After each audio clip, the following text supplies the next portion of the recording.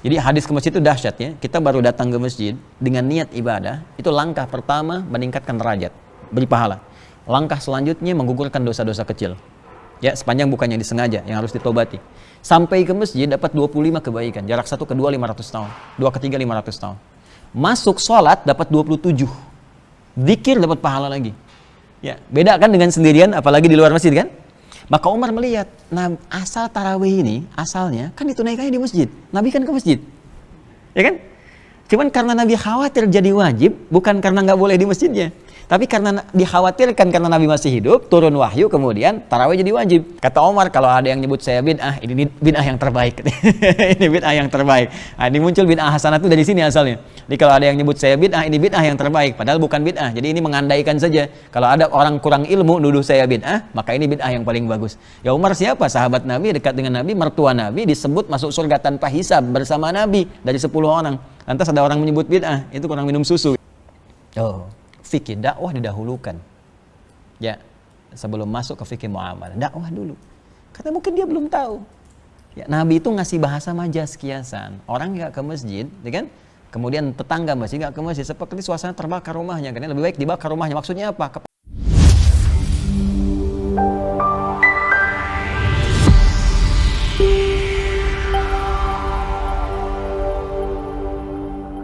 Mana yang lebih baik, sholat di rumah tengah malam ataukah di masjid berjamaah? 15 abad yang lalu pertanyaan yang sama pernah disampaikan ya oleh seorang bernama Urwah radhiyallahu taala anhu ya kepada Sayyidah Aisyah. Aisyah kemudian jawab. Jadi tadi yang saya sampaikan sepeninggal Nabi sallallahu alaihi wasallam, Sayyidah Aisyah ngajar kan di bagian rumahnya, kemudian dikasih hijab, sahabat-sahabat terima hadis. Ya persis seperti inilah, terus disampaikan kemudian oleh Sayyidah Aisyah sebuah kisah. Apa kata beliau tadi yang disampaikan, saya persingkat ya. Jadi anna Rasulullah sallallahu alaihi wasallam kharaja lailatan min jawfil lail. Kebiasaan Nabi itu kalau beliau masuk malam-malam Ramadan itu beliau tunaikan ya salat tarawihnya di pertengahan malam. Ya tengah-tengah malam gitu. Itu supaya lebih mendekat ke arah subuhnya dan supaya maksimal untuk ibadah. Karena biasanya kalau tengah-tengah malam itu di Quran surah Al-Muzammil ya surah ke-73 di ayat yang ke-6. Itu ada redaksi begini dari Al-Quran, inna nasyi'atal laili hiya asyaddu wat'a wa aqwamu qila. Bangun malam itu lebih menggugah kepada jiwa dan memberikan sentuhan kepada hati lebih dalam. Karena suasananya lebih sedikit dari gangguan. Ya, kalau kita misalnya sholat kayak gini siang kan bunyi ini kedengaran, itu kedengaran, ya, semua serba terlihat dan sebagainya. Malam itu suasananya beda. Ada keheningan, ada kekhusyuan, ya. Jadi dulu kebanyakan orang bangkit di malam harinya untuk menunaikan sholat dan ini nanti dibiasakan di malam Ramadan termasuk bangkit lagi malam hari. Nah cuma dulu kebiasaan Nabi sholat isya istirahat, malamnya kemudian dibangun, dimaksimalin. Nah beliau kemudian setiap pertengahan malam itu ke masjid. Karena kan ini rumah Nabi kan begini, yang sekarang kalau Raudah kan, ini Raudah, ya apa namanya di Raudah itu ada mimbar Nabi, kemudian di sini adalah kamar Nabi, di sini ruang yang ini kosong, ya ini yang karpet hijau dulu. Nah, kemudian yang karpet merah, ada merah ke sini, ada manik-manik di atasnya itu. Itu ukuran masjid Nabi di zaman Nabi SAW, cuman segitu. Selebihnya Madinah. Jadi yang sekarang Masjid Nabawi itu Madinah di masa Nabi. Madinah itu cuman segitu. Jadi kalau kita ke Kuba sekarang gitu kan, sholat 2 rakaat ke kiblatain, itu belum Madinah. Sekarang lebih luas. Jadi Madinah itu dulu cuman sekitaran Masjid Nabawi saja. Segitu. Nah, terus Masjid Nabinya, ya itulah yang ada lampu-lampu itu yang sekarang nggak ikut dirombak, nggak direnov. Ya, sekarang karpetnya diijauin semua. Dulu yang luarnya itu merah, yang raudhahnya hijau. Sekarang hijau semua. Ya, nanti insya Allah yang belum berangkat bisa disegerakan oleh Allah ya. Nah, dia cukup dengan amin, nabung siapin ya.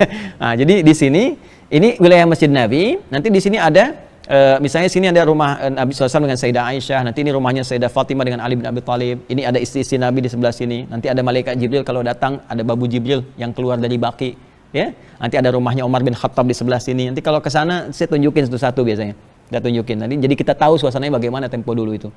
Nah dari sini, Nabi kalau ke masjid tinggal keluar, buka pintu rumah, keluar, masjid kayak gini lah, ya, turun, dibuka. Nah itu tiap malam Ramadan, malam pertama beliau keluar, sholat. Orang ngelihat, oh Nabi sholat, jadi banyak gitu kan. Nah, jadi jangankan Nabi lah, sekarang aja kalau ada ulama besar malam keluar, orang ikut keluar kan, lihat gitu. Nah ini Nabi keluar, orang ikut. Malam kedua lebih banyak, bahkan infonya itu nyebar langsung. Padahal belum ada yang seperti sekarang gitu kan, media sosial dan sebagainya itu ke kabilah lain datang, suku yang lain ikut datang ke masjid, sehingga malam ketiga itu masjid sudah nggak nampung. Di sini nggak disebutkan ajazal masjid an ahlihi, jadi masjidnya sudah nggak mampu nampung lagi, orang banyak keluar. Maka Nabi kemudian malam keempatnya nggak keluar, memutuskan dalam rumah saja. Ya, kemudian orang-orang udah nunggu, udah rame. Bahkan nanti di riwayat lain ada yang ngasih tanda ke Nabi dengan melemparkan kerikil-kerikil gitu ya. keluar nggak gitu. Nah, sampai subuhnya, lalu Nabi keluar menjelang sholat subuh. Kemudian setelah itu dikisahkan di sini, begitu selesai kemudian beliau keluar, selesai sholat subuh itu, lalu beliau bangun, ngadap ke jamaah, nyampaikan, amma ba'du, ya, bersyahadat, lalu beliau menyampaikan, aku tidak keluar malam tadi, ya, kalau dalam redaksi hadisnya sih kita katakan, amma ba'du fa innahu lam yakhaf alayya makanukum walakinni khasyitu an tuftaradu alaikum. Ya, saya ini tadi malam nggak keluar, bukan nggak pengen keluar, tapi saya ini mengerti bagaimana Allah memberikan penilaian kepada kita. Allah itu Maha Rahman, Maha Sayang, dan Maha Pencemburu. Jadi kalau ngelihat hambanya banyak senang ibadah, aku takut khawatir yang tadinya sunnah diwajibkan oleh Allah Subhanahu Wa Taala, sehingga menjadi beban untuk kita semua. Yang aku khawatirkan bukan aku nggak keluar, tapi beban kepada umatku nanti yang jadi wajib tarawihnya. Ya, karena itulah aku nggak keluar, kata Nabi. Maka dari sini banyak orang menyimpulkan berbeda, ya, terpecah-pecah, sehingga menganggap bahwa karena Nabi balik lagi ke rumah maka sholatnya di rumah lagi. Ya, maka sebagian ulama melihat kebiasaan Nabi setelah itu, disimpulkan ada sebagian melihat keutamaannya lebih utama di rumah. Malam-malam tekstual, ini penafsiran tekstual. Sama seperti madzhab kalau di fikih namanya zahiriyah. Jadi apa yang teksnya begitu itu yang diikuti. Karena Nabi setelah itu nggak ke masjid lagi, banyak di rumah, maka sebagian madzhab yang tekstual melihat, atau ada sebagian juga dari Maliki, kemudian juga nanti ada sebagian Syafi'i, ya Syafi'iyah, dan ada sebagian juga di Hanafi, itu menyimpulkan yang terbaik sholat sendirian di malam hari dan dilakukan sendirian di rumah. Ya, ini kejadian terus berlangsung sampai di masa Abu Bakar As-Siddiq, sampai di masa Umar bin Khattab ada kisah baru. Nah, Umar ini termasuk di kalangan sahabat Nabi yang jenius. Jadi nanti ada beberapa kalangan sahabat Nabi yang jenius, itu nanti ada Umar bin Khattab, ada Ibnu Abbas radhiyallahu taala anhuma, Ali bin Abi Thalib radhiyallahu anhu, kemudian Amr bin As radhiyallahu taala anhu. Ya, jadi nanti termasuk Khalid bin Walid di militer. Jadi semua punya wakilnya. Ya, kalau kita gini, kalau misalnya di politisi itu Amr bin As. Nanti para politisi wajib belajar tuh, Amr bin As tuh luar biasa itu. Ya, nanti ada lihat kisahnya bagaimana. Kemudian kalau di ilmuwan Ali bin Abi Thalib. Ya, di pakar-pakar tafsir itu ada Ibnu Abbas radhiyallahu taala anhu. Kemudian kalau di militer Khalid bin Walid. Di bisnis Abdurrahman bin Auf. Jadi semua itu punya begawannya sendiri. Itu dahsyat itu. Nanti Imam Al-Bukhari ada teorinya di sini. Semua dibikin bab pembahasan. Misalnya di bisnis Kitabul Buyu', gimana caranya sukses cepat, berkah, dapat dunia akhirat. Ada di sini. Kitab militer ada, kitab pemerintahan, Kitabul Imar, ada semua di sini. Dan ini dipraktikkan di luar, di copy paste. Ya cuma nama Islamnya kan dia ada, dan kita nggak boleh salahkan. Ya orang mau pakai kan, ya kita harus koreksi ke dalam diri kita sendiri kan. Kenapa kita yang punya, kita coba nggak praktekkan dalam nilai-nilai luhur kehidupan. Nah, saya mau kembalikan ke sini teman-teman sekalian. Jadi di masa Umar bin Khattab, Umar melihat. Nah, hadisnya pindah ke 2010. Ini yang mau saya bacakan. Ya, saya cepat bacakan saja. Qala wa 'an Ibnu Syihab an Urwah ibn Zubair an Abdurrahman an Abdul Qari annahu qala kharajtu ma'a Umar ibn al-Khattab radhiyallahu ta'ala anhu lailatan fi Ramadan ya ila al-masjid fa idha an-nasu awza'un mutafarriquna yusalli ar-rajulu li nafsihi wa yusalli ar-rajulu fa yusalli bi salati rahtu fa qala Umar inni ara law jama'tu ha'ula'i ala qari'in wahidin lakana amthal. ثم عزم فجمعهم على أبي بن كعب ثم خرجت معه ليلة أخرى والناس يصلون بصلاة قارئهم قال عمر نعم البدعة هذه والتي ينامون عنها أفضل من التي يقومون يريد آخر الليل وكان الناس يقومون أوله. Paham? Belum. Nah, jadi di masa Umar, tadi saya katakan Umar itu jenius. Beliau bisa membaca konteks dari teks yang disampaikan. Ini maksudnya detailnya begini, ya tekstual atau kontekstual. Maka beliau baca, oh ini maksudnya kontekstual, kata Umar nih. Jalan beliau keluar ke masjid, kok sepi gitu. Sementara ini malam Ramadan. Dan masjid punya keutamaan, di Abu Daud kan disebutkan, orang ke masjid dapat 25 kebaikan, belum ngapa-ngapain. Jadi hadis ke masjid itu dahsyat ya. Kita baru datang ke masjid dengan niat ibadah, itu langkah pertama meningkatkan derajat, beri pahala. Langkah selanjutnya menggugurkan dosa-dosa kecil. Ya, sepanjang bukannya disengaja, yang harus ditobati. Sampai ke masjid dapat 25 kebaikan. Jarak satu ke dua 500 tahun. Dua ke tiga 500 tahun. Masuk sholat dapat 27. Zikir dapat pahala lagi. Ya, beda kan dengan sendirian, apalagi di luar masjid kan? Maka Umar melihat, nah asal tarawih ini, asalnya kan ditunaikannya di masjid. Nabi kan ke masjid. Ya kan? Cuman karena Nabi khawatir jadi wajib, bukan karena nggak boleh di masjidnya. Tapi karena dikhawatirkan karena Nabi masih hidup, turun wahyu, kemudian tarawih jadi wajib. Karena khawatir wajib, maka Nabi pindah ke rumah. Jadi pindah ke rumah ini bukan mengesankan, ya menghindar dari masjid, tapi lebih karena sebabnya supaya tidak jadi wajib. Maka Umar menyimpulkan karena Nabinya sudah meninggal, nggak akan ada wahyu lagi. Karena itu Umar melihat akan lebih bagus dibalikin lagi ke masjid, seperti semula Nabi menunaikannya. Maka ditunjuklah imam pertama namanya Ubay bin Ka'ab radhiyallahu taala anhu, termasuk orang yang luar biasa, tim ad hoc di masa Nabi yang mengumpulkan wahyu bersama Zaid bin Thabit, ya, bersama Abdullah bin Mas'ud dan yang lainnya. Maka jadi imam itu awal mula pertama ditunjuk imam. Kata Omar, kalau ada yang nyebut saya bid'ah, ini bid'ah yang terbaik. Ini bid'ah yang terbaik. Nah, ini muncul bid'ah hasanah itu dari sini asalnya. Jadi kalau ada yang nyebut saya bid'ah, ini bid'ah yang terbaik. Padahal bukan bid'ah. Jadi ini mengandaikan saja. Kalau ada orang kurang ilmu nuduh saya bid'ah, maka ini bid'ah yang paling bagus. Ya Umar siapa? Sahabat Nabi, dekat dengan Nabi, mertua Nabi, disebut masuk surga tanpa hisab bersama Nabi dari 10 orang. Lantas ada orang menyebut bid'ah, itu kurang minum susu. Jadi kata Umar, ini yang paling bagus, maka dibalikinlah oleh Umar, maka sejak saat itu muncul seperti kebiasaan sekarang. Nah, Umar kemudian mengambil, kalau ada orang yang ingin santai, agak enak, agak nyaman, silahkan boleh malamnya dia bangun, tengah malam. Kalau ditunaikan Ba'da Isya pun silahkan. Maka Ubay bin Ka'ab itu mimpin Ba'da Isya. Nanti ada yang bangun lagi malamnya, ada yang dia nggak Ba'da Isya, ada yang malamnya kemudian dia tunaikan, ada yang kemudian kebiasaannya ditambah. Jadi Ba'da Isya dia ikut, malamnya kemudian dia bangun lagi sholat malam. Seperti di Mekah kebiasaan sekarang ataupun di Madinah. Nah, dari sini apa yang kita simpulkan? Kita simpulkan dari pertanyaan yang tadi, di sini ada 3 hal yang harus kita pahami dari jenis sholat sunnah. Pertama, sholat sunnah itu, teman-teman sekalian, itu ada 3 jenis. Ya, 1, ada yang bisa berjamaah, ada yang tidak berjamaah. Ingat itu ya, ada yang berjamaah, ada yang tidak berjamaah. Jadi jangan semua dijadikan jamaah. Misal, yang tidak berjamaah rawatib, tidak berjamaah, ya kan? Sholat duha, tidak berjamaah. Itu sendiri-sendiri, ya, jadi yang terlampau soleh misalnya kan ikut, kecuali anak-anak lah, anak-anak misalnya sekolah yang belum balik dilatih itu nggak ada masalah, ya. Kemudian ada yang sifatnya ditunaikan dengan berjamaah. Contoh, sholat 2 hari raya, Idul Fitri, Idul Adha, itu kan sunnah berjamaah.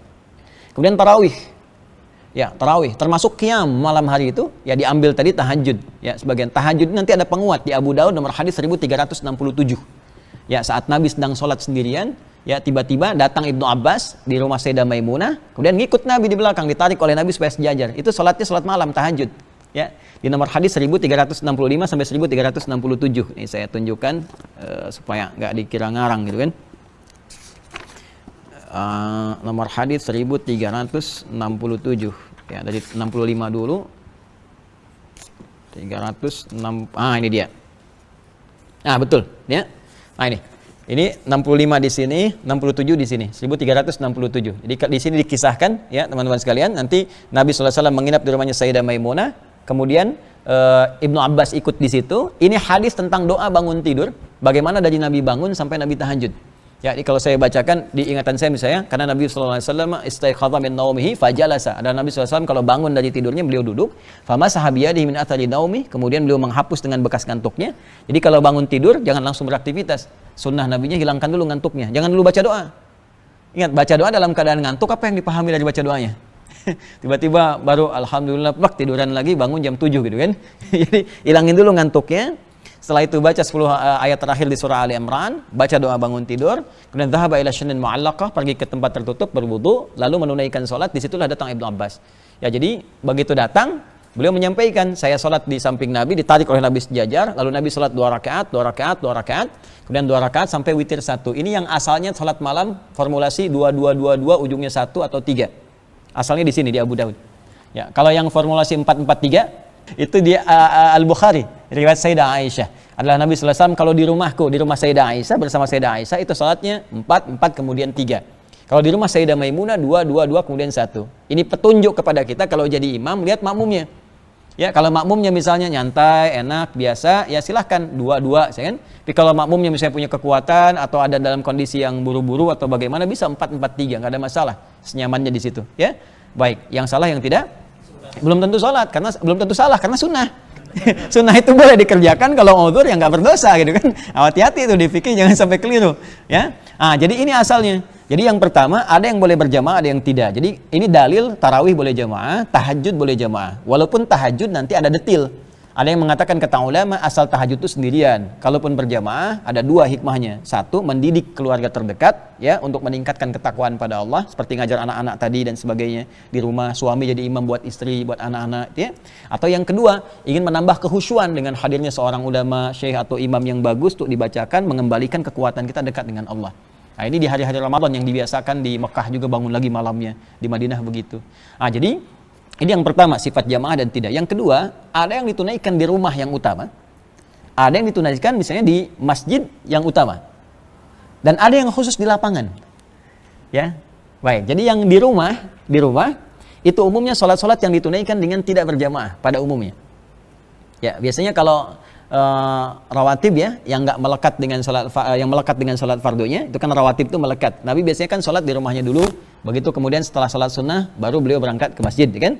Baik, kemudian ba'da itu pun selesai sholat fardunya, beliau balik ke rumah, kemudian tunaikan sholat sunnahnya di rumah. Kalau catatan rumahnya dekat dengan masjid. Kalau rumahnya dekat dengan masjid. Ya kalau ini misalnya dari Bengkulu pengen subuhan di sini 2 rakaat sebelum subuh di Bengkulu, ya ke sini udah selesai gitu kan. Pesawatnya udah telat. Jadi nggak ada masalah kalau kita ada uzur tunaikan di masjid, nggak ada masalah. Cuma kalaupun kemudian kita bisa tunaikan di rumah, kalau rumah dekat dengan masjid lebih bagus. Apa di antara hikmahnya? Memperbanyak tempat sujud untuk bersaksi di hadapan Allah saat kiamat. Di surah Az-Zalzalah itu. Ya, yauma idzin tuhadditsu akhbaraha. Pada hari kiamat itu semua tempat yang kita pijak, benda yang kita gunakan akan bersaksi, bicara kepada Allah. Si fulan itu pernah pijak saya sujud, si fulan pernah duduk di tempat saya baca Quran, itu bicara. Makanya kata para ulama, komentarnya jangan banyak berbuat maksiat, jangan berbuat maksiat di setiap tempat kita pijak, karena semua akan bicara. Ya, walaupun kita rahasiakan itu akan bicara semua di hadapan Allah Subhanahu wa taala. Ya, sekarang kan sudah jadi bukti.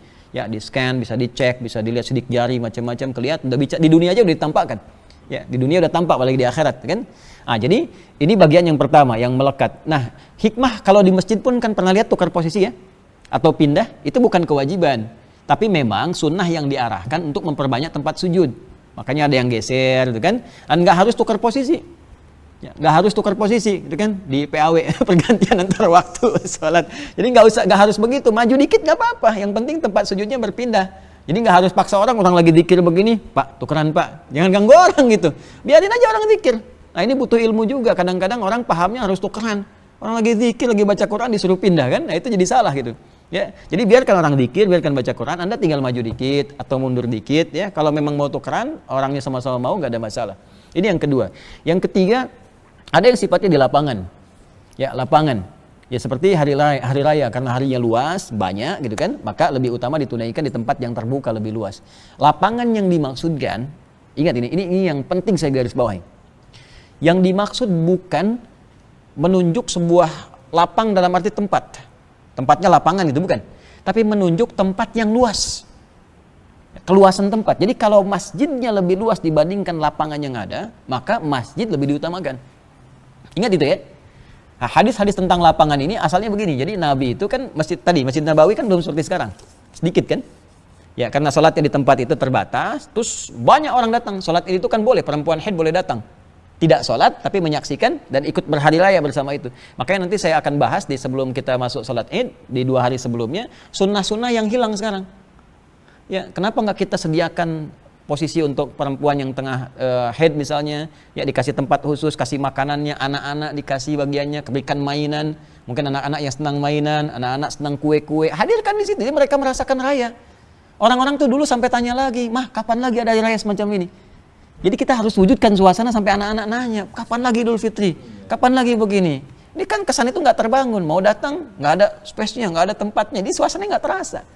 Ya, di suasana takbir dan sebagainya, kenapa beda jalan untuk saling sapa, jadi suasananya gembira gitu. Ya, karena suasananya demikian, masjid nggak cukup, maka Nabi pindahkan, sholatlah di lapang, cari tempat lebih luas, disebut dengan musalla.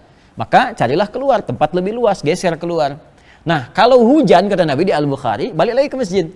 Ya ikut sholat ikut, kalau hujan, maka sebagian kasih ini isyarat, kalaupun ada mendung atau apa, boleh pasang tenda, gitu kan, untuk memperluas. Tapi lihat, coba cek di Madinah sekarang. Masjid Nabawi halamannya dengan masjid lebih luas dibandingkan lapangan bola yang ada di situ. Makanya Idul Fitri, Idul Adha sholatnya pada di masjid. Jelas ya? Di Masjidil Haram sholatnya pada di masjid. Kenapa? Karena tempatnya lebih luas dibandingkan dengan lapangan yang ada. Nah ini yang tidak melulu harus tekstual. Jadi ada di sebagian tempat kalau nggak di lapangan nggak sunnah ini kan ya. Padahal masjid halamannya alisan ini ke depan lebih luas dibandingkan dengan lapangan depan. Ada lapangan pingpong, ada lapangan bulu tangkis. Ini halaman lebih luas. Maka kalau sudah ada keluasan di masjid dengan areanya lebih luas, maka itu diutamakan dibandingkan dengan ke lapangan yang lebih sempit. Jelas ya? Baik. Nah dari sini kita simpulkan pertanyaan tadi baru kita jawab. Saya bisa jawab dengan cepat tadi itu begini. Tapi saya ingin tunjukkan kami belajarnya begini. Ya jadi dalil sini, ambil sini, kumpulkan semua, baru dirumuskan jadi satu, baru keluarlah produk dalil. Jadi fikih itu produknya. Untuk merumuskan itu ada ilmu, ada usul fikih, ada qawaid fikih, ada dasar bahasa dan sebagainya, baru keluar ini. Maka apa jawaban dari pertanyaan ini? Jawabannya kalau bisa dilangsungkan di masjid dengan berjamaah, dengan konsepsi seperti sekarang di Masjid Nabawi, di Madinah, ya, ataupun di Mekah, atau seperti kita sekarang di sini, itu lebih bagus, karena pahala lebih banyak didapatkan. Ya, pahala ke masjid, pahala i'tikaf, pahala bagus malam harinya sholat, kan? Dan berjamaah sifatnya pahala meningkat lebih. Tapi kalau misalnya ada hajat-hajat spesifik atau kondisi di masjid tidak kondusif, seperti terlalu cepatnya bacaan yang tidak sesuai standar. Ya, standar paling cepat, boleh cepat, namanya hadar. Ya, jadi ada 3 jenis metode cara bacaan Quran di tajwid, 1 hadar, kedua tawassut, ketiga tiwal. Hadar itu menjadikan semua mad itu 2 harakat. 2 harakat itu 1 detik. Kalau saya sekarang ngajarnya pakai detik. Ya, kalau harokat orang tanya, 2 harokat tuh misalnya pakai doma, pakai fathah gitu. Maksudnya panjang. 2 harokat tuh harokat yang begini, tambah 1 lagi. Jadi panjang. Kalau 4 harokat, harokatnya 4 jadi lebih panjang. Begitu saya hitung ketukan, ternyata detik yang paling enak. 2 harokat tuh 1 detik. Jadi kalau 4 harokat misalnya, itu 2 detik. 6 harokat 3 detik. Jadi kalau kita baca Bismillahirrahmanirrahim ke Alhamdulillahirrabbilalamin, jedaknya misalnya 2 harokat cuma 1 detik. Bismillahirrahmanirrahim. Alhamdulillahi Rabbil Alamin. Ya, kalau kita mau jadikan 4 harakat, maka 2 detik. Bismillahirrahmanirrahim. Ya, Alhamdulillahi Rabbil Alamin. Nah, 2. Ya, 6 harakat, 3 detik. Nah, jadi kalau kita mau ambil yang paling standar, hadar cepat namanya, jadikan semua bacaan madnya yang panjang-panjang semua cukup 1 detik saja, kecuali mad wajib muttasil. Mad wajib muttasil itu yang ada huruf hamzah di 1 kalimat seperti ulaika, maka jadikan 5 atau 6 harakat. Itu saja. Ya, saya baca misalnya Al-Fatihah ya. Kalau kita mau jadikan cepat kurang lebih begini. Bismillahirrahmanirrahim. Alhamdulillahirabbil alamin. Arrahmanirrahim. Maliki yaumiddin. Disambung wasal boleh. Bismillahirrahmanirrahim. Alhamdulillahirabbil alamin. Arrahmanirrahim. Maliki yaumiddin. Iyyaka na'budu wa iyyaka nasta'in.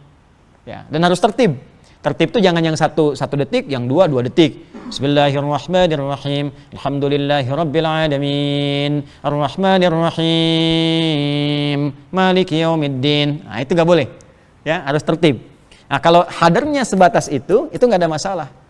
Ya, mad jaiz bisa dibaca 2 harakat. Walladzina yu'minuna bima unzila ilaika wa ma unzila min qablik wa bil akhirati hum yuqinun. Ya, karena wajib muttasil baca 5 harakat atau 6 harakat. Ulaika ala hudam mir rabbihim wa ulaika humul muflihun. Boleh. Jadi dapat ayatnya lebih banyak. Jadi ini ada yang keliru nih. Sekarang kebanyakan imam rata-rata itu ngejar lagu. Lagunya dibanyakin, yang dibaca ayat cuma 1. Sementara pahala itu yang dikejar setiap huruf kan 10. Makanya imam dulu lagu nggak bagus-bagus nggak apa-apa, yang penting sesuai tajwid, ayat dibanyakin. Yang sekarang lagu dikejar, ayatnya dikit. Jadi pahalanya dapat dikit, lagunya yang banyak. Ya. Nah, jadi makanya kalau mau pakai hadar, boleh. Kalau di luar standar itu yang bahaya. Ya. Amin, Allahu Akbar. Jadi 23 rakaat 7 menit. Anda bisa kebayang nggak orang 11 rakaat 1 jam, ini 23 rakaat 7 menit, itu dari mana datangnya gitu ya. Nah, ini yang banyak disoal kemudian. Jelas ya, jadi kalau di masjid kondisinya seperti itu, maka kita pelan-pelan. Jangan bersikap jelek dulu, kan? Jangan langsung udah simpulkan, ini begini, tak. Ini orang belum tahu. Kalau belum tahu diberitahu, bukan dimarahi. Fikirnya begitu, orang belum tahu diberitahu.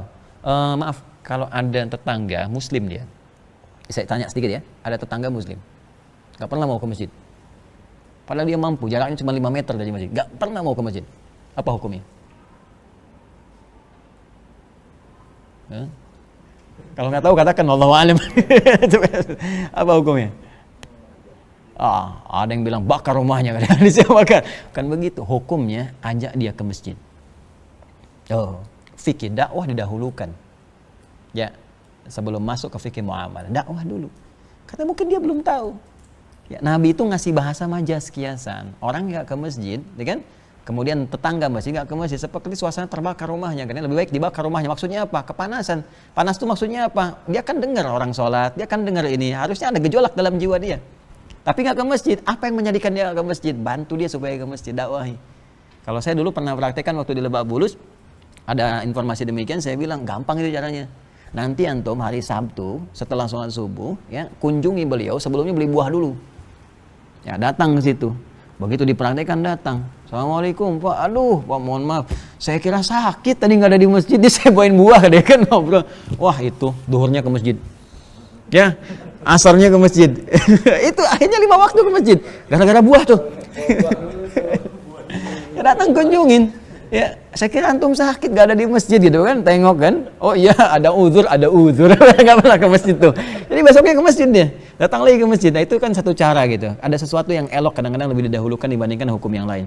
Jadi kembali menjawab yang tadi, didahulukan di masjid lebih utama. Ya, kalau Anda bisa menghidupkan, karena ini kan sepi nih, berarti kosong kan.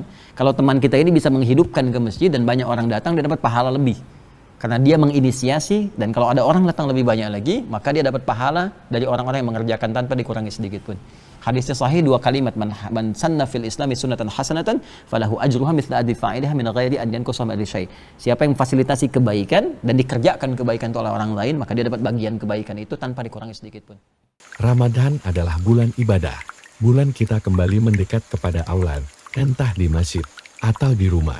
Yang terpenting bukan tempatnya, tapi keikhlasan dan kehusukannya. Setiap rakaat yang kita dirikan, setiap doa yang kita panjatkan, semuanya dicatat sebagai pahala yang tak ternilai. Jangan melewatkan malam-malam Ramadan tanpa berdiri menghadapnya. Ya Allah, terimalah tarawih kami, kuatkan langkah kami dalam beribadah, dan jadikan keluarga kami ahli doa serta ahli surga. Amin ya rabbal alamin.